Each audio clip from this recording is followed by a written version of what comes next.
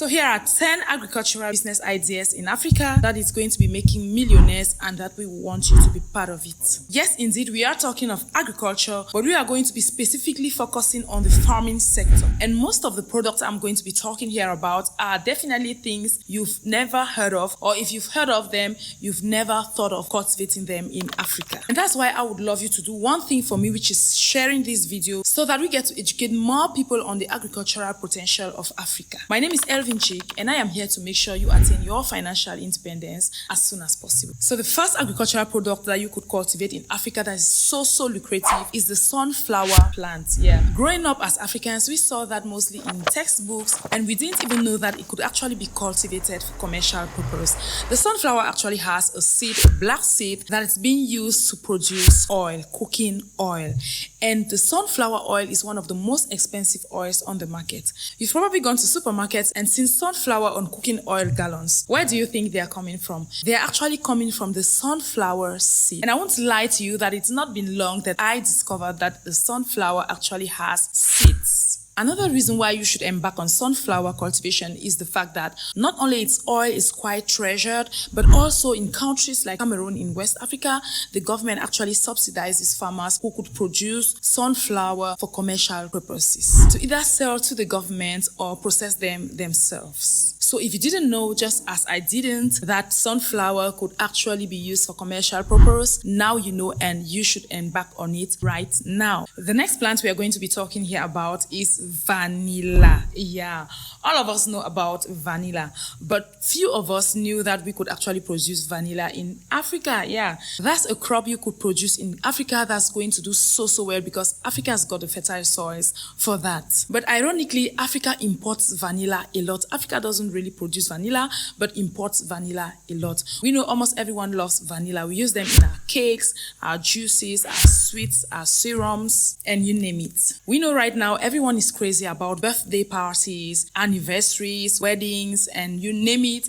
They often use vanilla flavor because it is the most loved by everyone, so there's no way you could ever go wrong with the production of vanilla. And investing in vanilla plantation could be a very good investment because not only everyone loves vanilla, but also it is a product that is highly exported worldwide. So even if you don't love vanilla, which I guess you probably do, it is quite a good investment because it actually has a broad market. So if you were wondering what agricultural product to invest your money in, think no more and go for vanilla. Now, the third agricultural product I am going to be talking here about, I know 60% of you watching this video have probably never heard or seen a bitter kola plant. I am not an exception, all right? I recently discovered the bitter kola plant and also discovered how capital extensive and how profitable that product could be. If you didn't know, a bitter kola is a round orange fruit that actually grows on trees. Yeah, just like the avocado plant or mango and apple plant, the bitter kola grows on trees. It's actually very beautiful, and once cracked,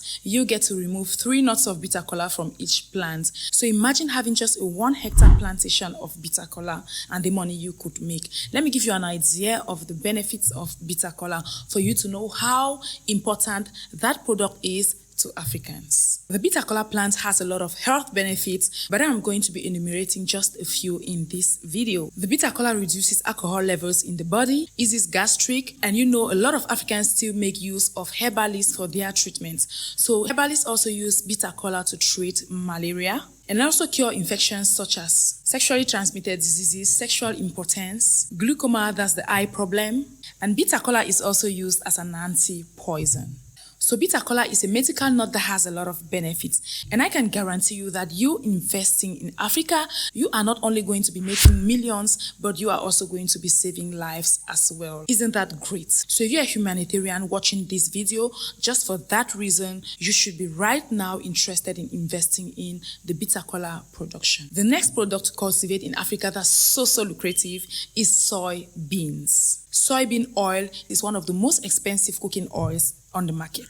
And the good thing with soybeans is that it's a product that is widely consumed worldwide and you could export it. In America, for instance, an average of 11.56 million metric tons of soybean oil is consumed per year. And even right here in Africa, we value soybean a lot because we believe it is lower in cholesterol than the palm oil. Another advantage with soybeans is that it's the main ingredient used in producing animal feed. And we all know that chicken, for instance, is the most consumed meat, and soybeans is used for the production of its feed. So imagine the money you could make from just producing soybeans. In addition to that, another thing that makes soybeans so expensive, lucrative, and important is the fact that the vegan community consumes soy meat as a substitute to beef. And surprisingly enough, some people actually think that soy meat is going to gradually replace beef. Right now, soy meat is highly consumed in areas like the EU and the US. In countries like Belgium, an adult consumes an average of 60 kilograms of soybean per year. And more than 3/4 of soybean produced worldwide is fed to livestock for meat and dairy production. And when we talk of 3/4 here, we are talking about 77%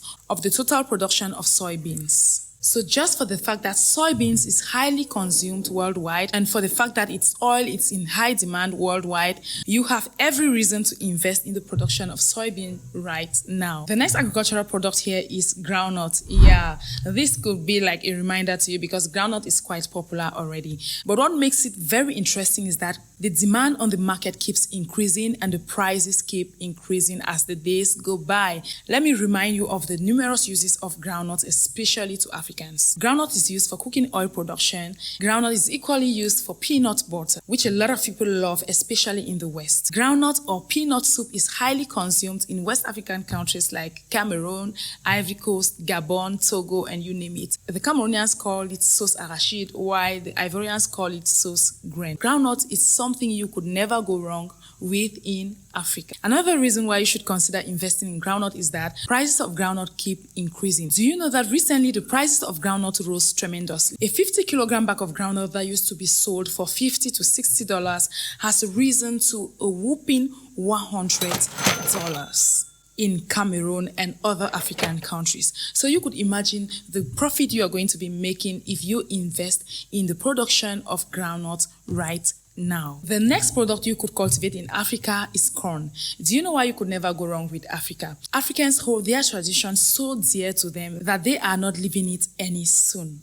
Most African countries consume corn as a traditional meal and also produce what they call pap or akamu in Nigeria for their breakfast. So in most African traditional homes, pap or akamu is being consumed in the morning, and in the afternoon for lunch, we have this cornmeal recipe that most Africans call fufu.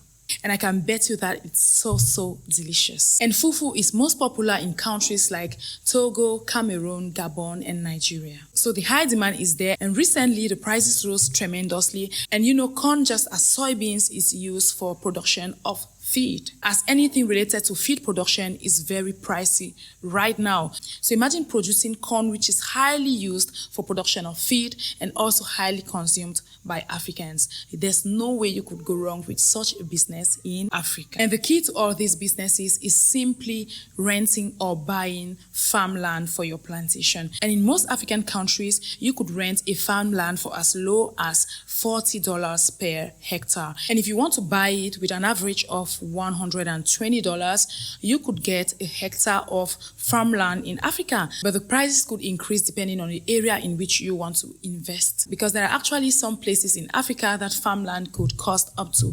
$800 per hectare. The next product you could farm in Africa right now is chili pepper. Yeah, I know chili pepper is something not so consumed by some Africans, but the good thing with chili pepper as well as vanilla is that you could import chili pepper because it is greatly consumed worldwide, and our fertile soils are very conducive for the production of chili pepper. So even if you don't consume or enjoy chili pepper, as a business-oriented person, you could still produce it for commercial purpose. And like I said, since we have the fertile soil, why not produce, export it, and make some good millions for yourself? Now, this one will surprise you.